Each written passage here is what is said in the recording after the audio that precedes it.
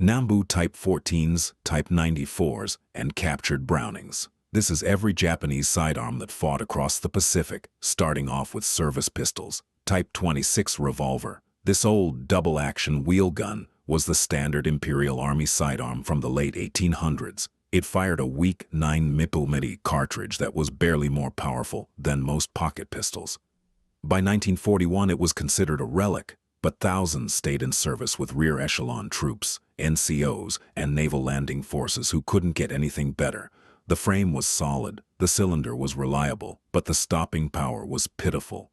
It wasn't enough to drop a charging enemy, but it kept firing. Type 14 Nambu, the most iconic Japanese pistol of the war, named after its inventor, Kijiro Nambu. This weapon used an 8mm bottleneck cartridge that was unique to Japan. Its design was heavily influenced by the German Luger, featuring a similar toggle lock action. However, the Type 14 was notoriously unreliable in combat conditions. Dirt, mud, and sand jammed the action constantly. The weak magazine spring meant feeding problems were common. The safety was small and awkward to manipulate under stress. Allied troops who captured these pistols quickly learned they were temperamental at best. Despite this, it was mass-produced and issued to officers throughout the entire war. Numbers kept it relevant. Type 94, perhaps the most dangerous pistol ever issued to any military, and not just to the enemy. This compact sidearm was designed for tank crews, pilots, and artillery officers who needed something small. The problem was the exposed sear bar on the left side of the frame. If pressure was applied to this bar, the pistol could fire without touching the trigger. Multiple Japanese soldiers accidentally shot themselves or comrades when holstering or handling the weapon carelessly. The 8mm cartridge was weak. The magazine was tiny. The grip angle was terrible. Yet it was cheap to manufacture using stamped parts, so production continued until 1945. It works, barely, but it might kill you anyway. Moving on to captured and modified sidearms. Type 14 variations. Throughout the war, the Type 14 went through several manufacturing changes as Japan's industrial capacity deteriorated. Early models featured machined parts with a decent finish. Mid-war models showed simplified construction with rougher surfaces. Late-war examples were crude, with visible tool marks and poor quality control. Some variants included a slightly enlarged trigger guard to accommodate gloved hands for use in Manchuria. The Baby Nambu, a smaller 7mm version, was produced in limited numbers for officers who wanted something more compact. Despite the variations, none of them fixed the fundamental reliability issues.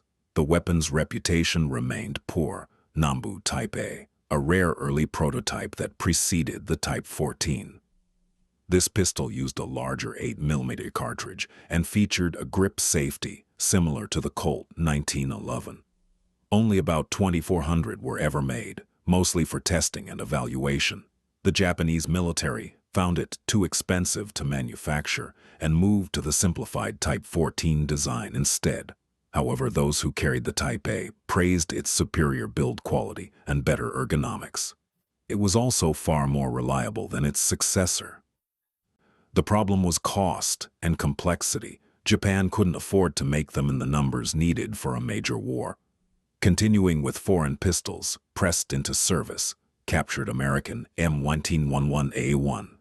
After the fall of the Philippines in 1942, Japanese forces seized thousands of American weapons, including large numbers of Colt 1911 pistols.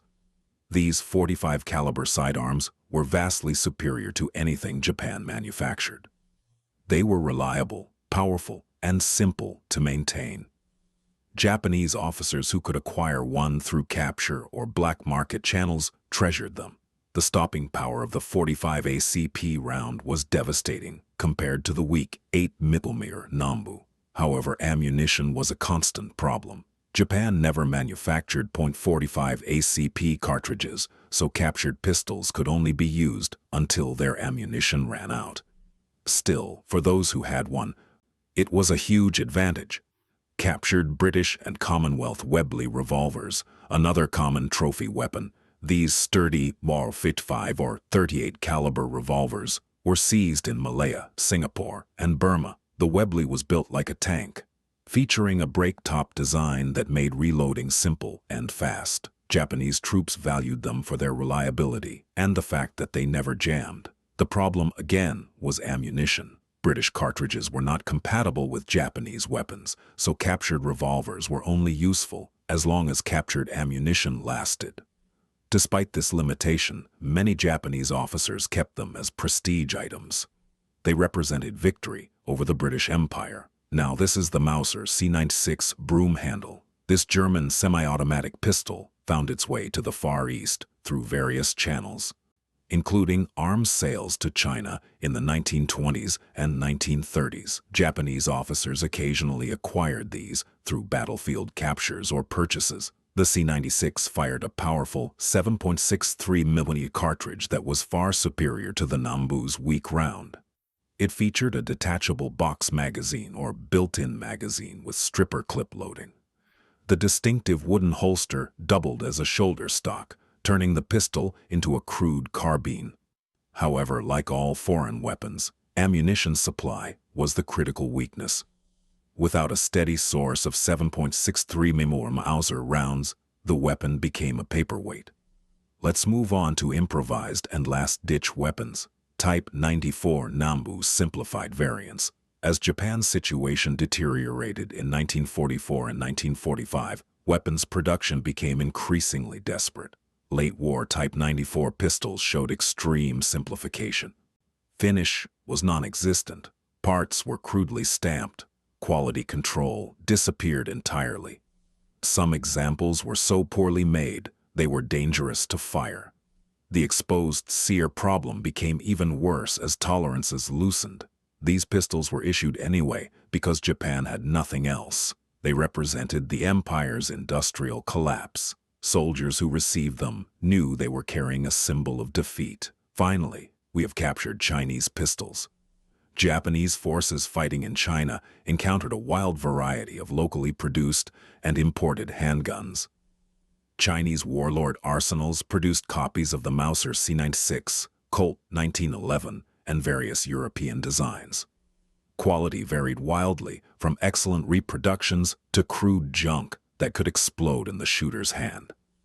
Japanese troops who captured these weapons treated them with suspicion, often preferring their own unreliable Nambus to the unknown quality of Chinese-made pistols. Still, in the desperate final years of the war, any working firearm was better than none. The problem remained ammunition compatibility and the reality that Japan's logistics system couldn't support non-standard weapons. Which pistol would you want in a Pacific foxhole? Let me know in the comments. Subscribe for the next weapons video.